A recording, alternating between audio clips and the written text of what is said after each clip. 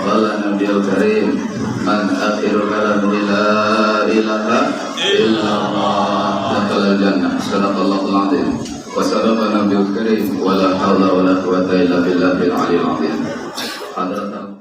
Ulama umara,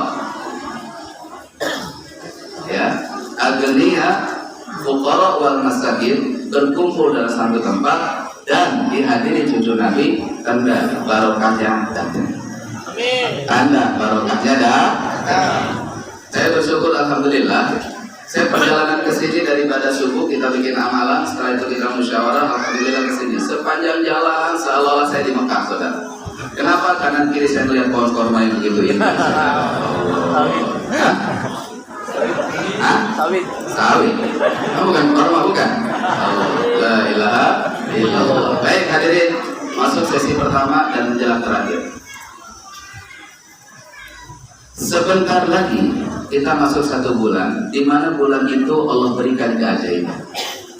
Bulan apa namanya? Muharram. Keajaiban apa, Pak? Keajaiban Allah berikan pertolongan yang tidak biasa Allah berikan kepada hamba sebelumnya dan sesudahnya. Baik, fokus. Bulan di mana Allah berikan pertolongan kepada kekasihnya Nabiullah Nuh alaihissalam, yang kapalnya terapung-apung karena banjir bandang terbesar di dunia yang tidak pernah terjadi sebelum dan sesudahnya dalam peradaban kehidupan manusia. Allah sandarkan, Allah tolong di bulan Muharram, di mana di saat itu Allah tolong hambanya dengan sebab tongkat laut bisa terbelah menjadi 12 jalan dan siapapun yang mengikuti orang ini selamat. Siapakah beliau? Nabiullah Musa alaihissalam. Terjadi di bulan apa, Pak? Muharram. Ya. Begitupun Nabi Yunus keluar dari perut ikan di bulan apa? Muharram. Kisah para wali itu punya kekhususan, diangkat derajatnya menjadi wali di bulan apa? Muharram. Mereka ditolong dengan pertolongan besar. Saya mau tanya, siapa di ruangan ini yang pengen ditolong Allah? Katakan saya, angkat tangannya. Yang pengen ditolong Allah, katakan saya, angkat tangannya. Angkat tangannya. Baik, terima kasih. Masuk sesi kedua. Di dalam kitab karangan daripada Syekh Nawawi, di dalam kitab Riyadhus Shalihin diceritakan ada seorang ibu-ibu ahli ibadah. Ada seorang ibu-ibu ahli ibadah, siangnya berpuasa, malamnya terjaga dalam sholat.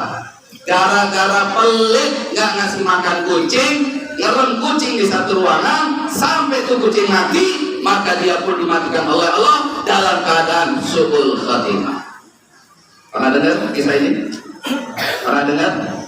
Ada seorang ibu-ibu ahli ibadah, ahli puasa, gara-gara pelit sama kucing, akhirnya mati dalam keadaan dilaknat oleh Allah. Pernah dengar? Belum. Pernah dengar belum? Baru saja saya ceritain, kok nggak dengar juga sih. Yang kedua, ada seorang wanita tunasusil, pekerjaannya melakukan dosa besar. Tapi satu ketika di saat dia haus melihat anjing kehausan, dia rasa tidak tega, dia ambilkan dengan susah payah air dari sumur dengan sepatu kulitnya, sehingga dia selamatkan anjing yang kehausan. Yang tadinya mau mati, anjingnya nggak jadi mati, dia yang akhirnya mati. Dan diceritakan dalam kitab, akhirnya Allah ampuni dosanya, dia dimatikan dalam keadaan husnul khatimah. Jadi saudara, kebanyakan cerita-cerita ridho Allah datang, pertolongan Allah datang karena kita punya hubungan baik dengan makhluk di sekitar kita. Wabil khusus kepada orang tua kita dan keluarga kita masing-masing. Bukan karena sholat kita yang hebat, bukan karena puasa kita yang hebat, bukan karena zikir kita yang hebat. Kalau ada orang sholatnya 5 waktu berjamaah, bagus tidak? Cakep. Sedekahnya bagus tidak? Cakep. Puasanya bagus tidak? Cakep. Tapi kalau tidak punya perhatian kepada ayah dan ibunya, maka sholatnya tidak berdampak, puasanya tidak berdampak, sedekahnya tidak berdampak, tetap akan bangkrut, saudara. Maka di Sumatera selain Jambi ada anak yang tidak bakti sama orang tuanya, dikutuk sama Allah jadi batu. Siapa namanya? Maling kundang. Baru maling kundang aja udah jadi batu, gimana maling motor? Betul tidak? Baik, sesi terakhir. Saya mau tanya, mau nggak kita dapat pertolongan Allah dengan pertolongan yang besar? Jawab. Yang kompak, jawab. Yang semangat, jawab.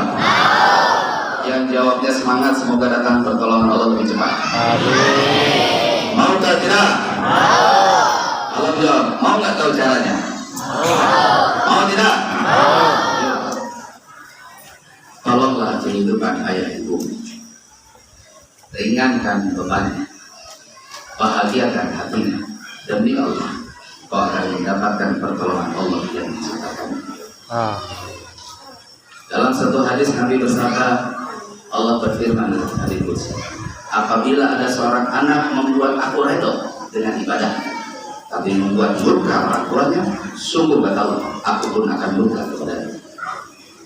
Tapi ada seorang anak yang membuat aku murka dengan perbuatannya, tapi hari itu berbuat redha orang tuanya, sungguh murkaku hilang, keredaanku akan datang. Allah berfirman dalam hadis. Jadi redha Allah berada di atas keredaan Allah. Kita sering keliling ke kiai, ke habaib, ke sana kemari, bagus, ziarah makam ke sana kemari, bagus. Kita melupakan keramat yang lebih keramat. Di mana? Di rumah kita sendiri. Di mana? Al-Jannatul tahta aqdamil ummahat. Surga itu ada di bawah telapak kaki ibu. Saudara, Abah pernah punya restoran 7 perusahaan bangkrut semua. Kenapa? Karena nggak memperhatikan nasib orang tua. Bukan nggak saya kasih nafkah, rumah saya belikan, ini saya kasih, tiap bulan saya kasih, tapi saya nggak punya perhatian yang lebih kepada orang tua. Bangkrut.